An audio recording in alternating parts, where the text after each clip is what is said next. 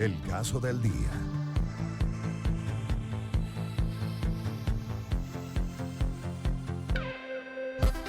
En Puntos Cardinales.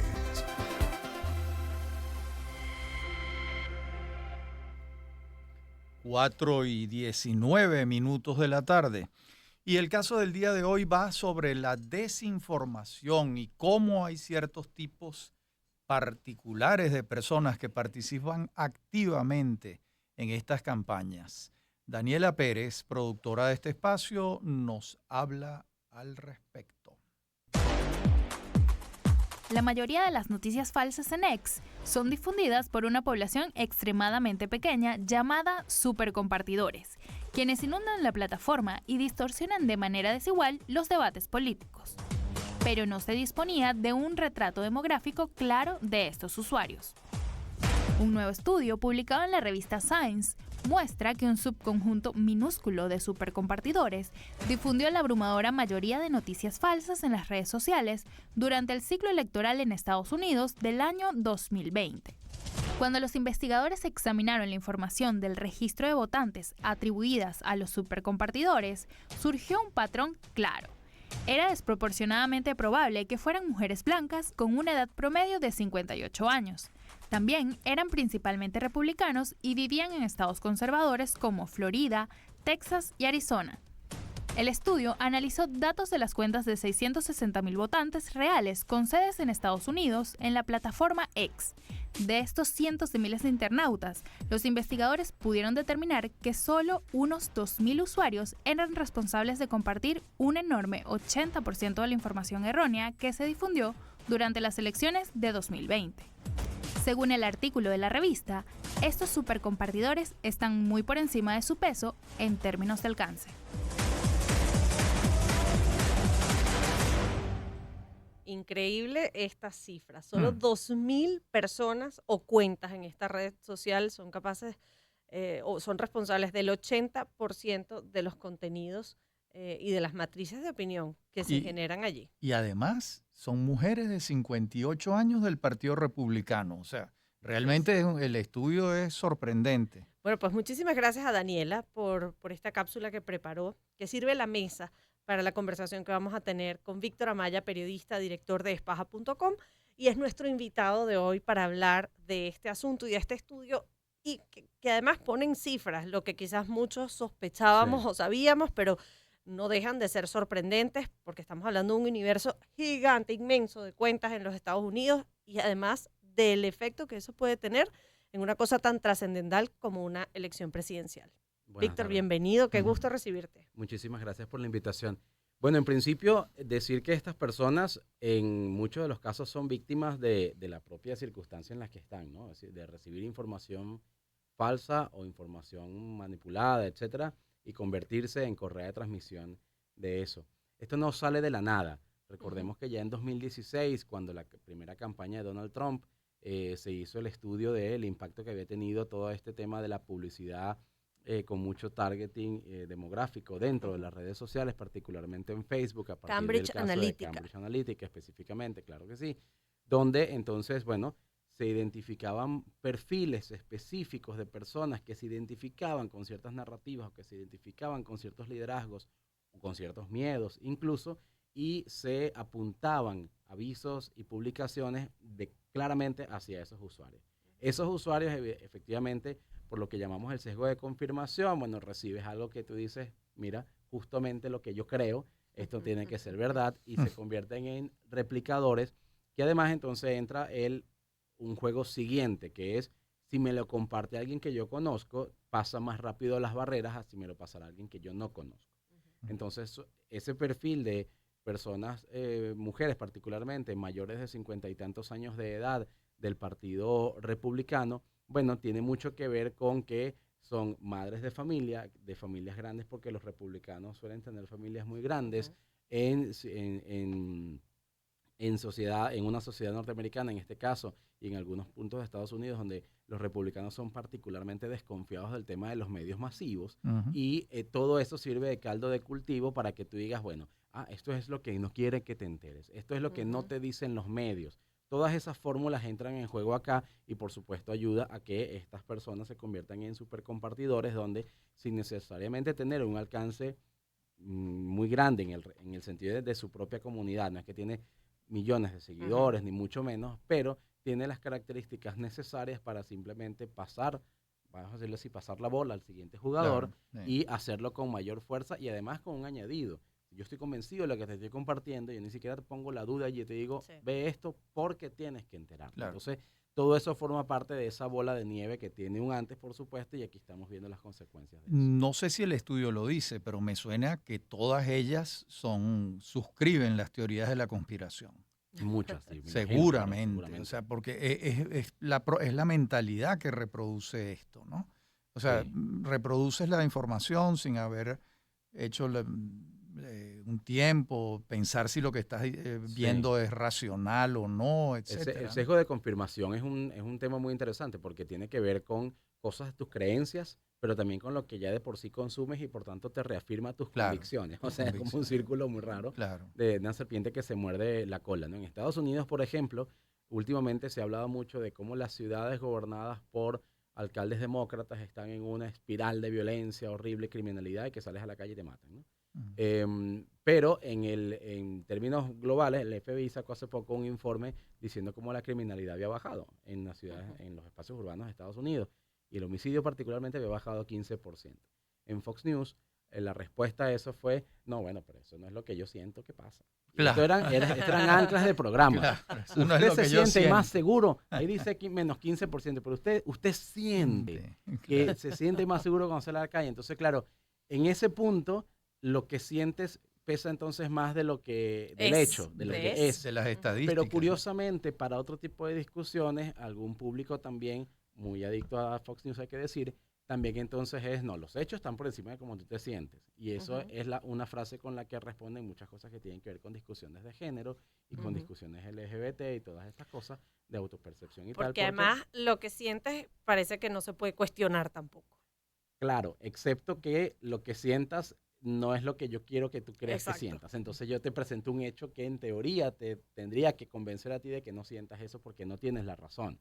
Pero bueno, es ese sesgo de confirmación, pues me da la ganario. Si se alinea con lo que yo ya creo, bien. Si no se alinea, lo cuestiono, ¿no? Eso también forma parte de Ahora, esto.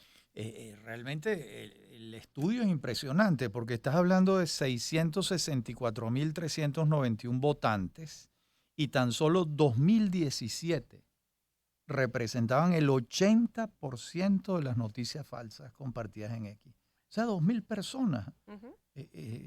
Muy impresionante, ¿no? Claro, pero estamos en una red social o en las redes sociales en general donde la información viaja como en autopista, ¿no? Antes la información viajaba como en carretera, digámoslo así. Los medios de comunicación, o en burro, de alguna manera, claro, metían esto en un embudo, lo procesaban, se hacía el trabajo periodístico de confirmación y tal y qué sé yo, y lo que llegaba a la sociedad que veía un medio de comunicación noticiero, a veces estaba mucho más cuidado que ahora.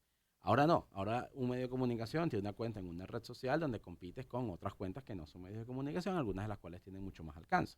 Entonces, claro, es un efecto de autopista donde ya no hay dos canales, hay muchos, infinitos. Ahora, y aquello hace que todo el mundo vaya compitiendo a cada quien a la velocidad que va. Víctor, ha habido en estos casos que mencionas, el de Cambridge Analytica con Facebook, todo esto desató gran polémica.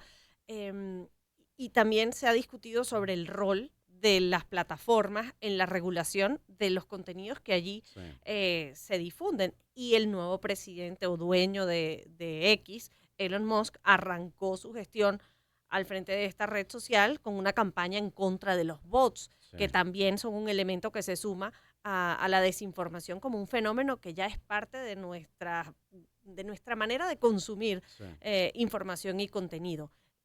¿Qué están haciendo desde las plataformas? ¿Cuál es la responsabilidad que hay de ser el medio en el que estas cosas encuentran la vía rápida para poder hacerse masivas? Bueno, ahí hay varias cosas, ¿no? Primero, en el caso de X y en general de las plataformas, evidentemente el tema de los bots, que en algún momento fue importante, ya no es tan relevante, porque ciertamente más allá de la activación o desactivación que se haya hecho en muchas cuentas, ya se hacían antes de que Elon Musk comprara Twitter, Pero la realidad es que muchas de las operaciones de influencia hoy en día, políticas y no políticas, usan cuentas de comportamiento inauténtico, pero no bots. Son personas que están detrás de cuentas.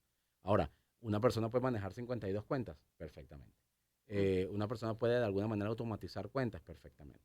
Pero ya no son necesariamente bots, son personas, por eso se Son llama gente, comportamiento, claro, por eso se gente. llama comportamiento inauténtico. ¿Qué sería un automatizar cuentas?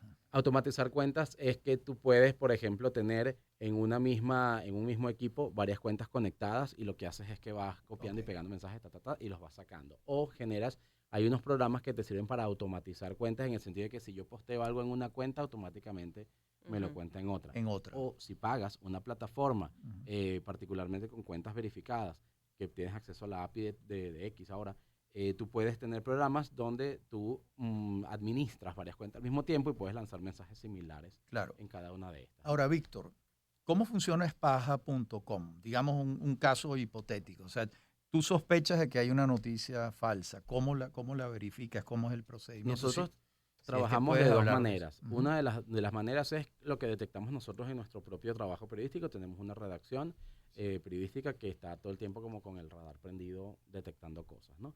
Y la otra es cuando la gente nos envía cosas. Claro. Nos envían por WhatsApp, nos las envían por redes sociales. En esos casos, lo primero, tenemos un método que en espaja.com está publicado en la pestaña de nuestro método, es un documento transparente, donde decimos, bueno, lo primero que hacemos es vamos a la fuente que lo está diciendo, para saber de dónde lo está sacando. Claro. Si esa persona, cuenta lo que sea, dice de dónde lo saca, entonces vamos a donde se supone que lo sacó y vamos a revisar allí, ¿no? En los casos más complicados son los que tienen que ver con cifras oficiales, que tienen que ver evidentemente con la opacidad oficial aquí en Venezuela y en otras partes también, pero particularmente en Venezuela, o algunas afirmaciones que se lanzan a la ligera por algunos actores públicos y después cuando los precisas de dónde te sacó esto, no, bueno, yo lo que quise decir fue, claro, eso no fue lo que te dijo, ¿no? Entonces se hace un trabajo, digamos, periodístico, humano y real de hacer búsqueda, de echar para atrás y de ir también haciendo memoria, porque muchas veces la desinformación termina tomando elementos que ya han sido verificados antes. Y en ese sentido, uno va haciendo como un mapa, como una base de datos, donde vamos cuidando esos contenidos para estar pendientes de cuando vuelvan a surgir. Ahora, pero vuelvo al tema de la regulación, Mira, porque hay pasa con las mensajes que regulaciones, ponen te voy a ahora decir, en contexto la claro, información, el contenido de fíjate, lo que se publica. recordemos que las plataformas estas nacieron en Estados Unidos y por lo tanto se rigen por leyes de Estados Unidos. Pensar que se rigen por otra cosa, no tanto. A veces Europa tiene cierto peso, pero en general por leyes de Estados Unidos. En Estados Unidos hay una previsión desde los años 90, desde que se creó Internet en la era Clinton, que le protege a los proveedores de servicios de Internet de tener poder editorial. Y eso se aplica a las redes sociales. Eso particularmente se plantea cuando los buscadores. Porque tú no puedes hacer responsable a el que te está llevando la información de lo que otro publica, sobre todo cuando ese otro tiene acceso. En este caso de redes sociales, un usuario que está diciendo lo que sea y, bueno, Twitter no puede decir, ajá, pero yo no soy responsable de lo que escriba otro. En ese caso, en Estados Unidos también se ha protegido las redes sociales en función de esa normativa. Lo que han hecho algunas redes sociales a partir del caso de 2016, empezó con Facebook y siguió con las demás, es tratar de atajar esto a tiempo. Facebook, por ejemplo, creó un centro de colaborativo donde fact-checkers, tanto de Estados Unidos como de varios países, porque es una cosa regionalizada, pueden ayudar a desbancar información que esté rodando por allí y que se detecte como falsa.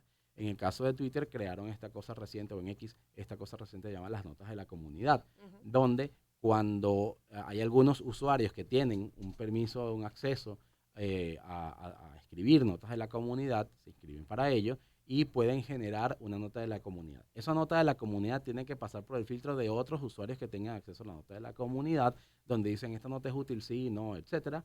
Y una vez que tiene suficientes votos positivos, se muestra al resto de la audiencia. Son las maneras que han encontrado las redes sociales, las empresas, para decir, bueno, yo no puedo evitar que se diga, tampoco puedo castigar que se diga per se, pero puedo puedo poner un paliativo al efecto de lo que se diga. Exacto. Lo único que sí es un castigo, digámoslo así, es que algunas cuentas, algunas plataformas, si detectan que estás compartiendo cierto tipo de información, pueden cancelarte o suspenderte la cuenta. Eso pasa habitualmente en X, pasa en Instagram y en Facebook, que es la misma empresa de Instagram, no es Meta. Pero en Twitter pasa, en X pasa, sobre todo a partir de reportes de otros usuarios, que tú denuncias a la cuenta, esta cuenta está divulgando información. Ahí sí tiene unas reglas muy específicas que no tiene que ver necesariamente con desinformación, pero sí son ataques de odio, si estás utilizando datos personales de la gente para divulgarlos, etcétera. Eso está penalizado con la suspensión de la cuenta. Bueno, Víctor, y en segundos, que es lo que nos queda para Nos quedan despedir segundos, sí. esta entrevista, ¿cuán importante es el universo que se forma opinión a través de redes sociales, por ejemplo, Mucho. en el caso de Venezuela? Muchísimo. Por ahí han salido encuestas que, bueno, es que Twitter tiene poco impacto y poca gente que lo lee. No es lo mismo poca gente que lo lee a poco impacto, porque tú lo lees y se lo dices al otro y el otro pasa el efecto telefonito. Tiene muchísimo. Yo creo que el tema de que en Venezuela nuestro ecosistema de medios se haya visto tan afectado en la última década y media, ha hecho que la gente lo entiende, lo sabe y busca alternativas para informarse. Y ahí están las redes sociales, digamos, como esa alternativa, aunque con las condiciones que comentábamos, que bueno, ahí hay como un poco de todo. Y a sabiendas de eso, en Venezuela están activamente presentes muchas campañas de desinformación, de manipulación de contenidos y de lo que llaman en inglés disinformation y misinformation, que no es lo mismo. Es decir, información falsa, información equivocada o información manipulada para tratar de que entiendas otra cosa, para influir en las opiniones políticas o en general sociales del día a día de las personas. Bueno, Víctor Amaya, periodista y director de espaja.com. Muchas gracias, Víctor. Muchas gracias a ustedes. 4:35 minutos, vamos a una pausa y ya venimos con más de Puntos Cardinales.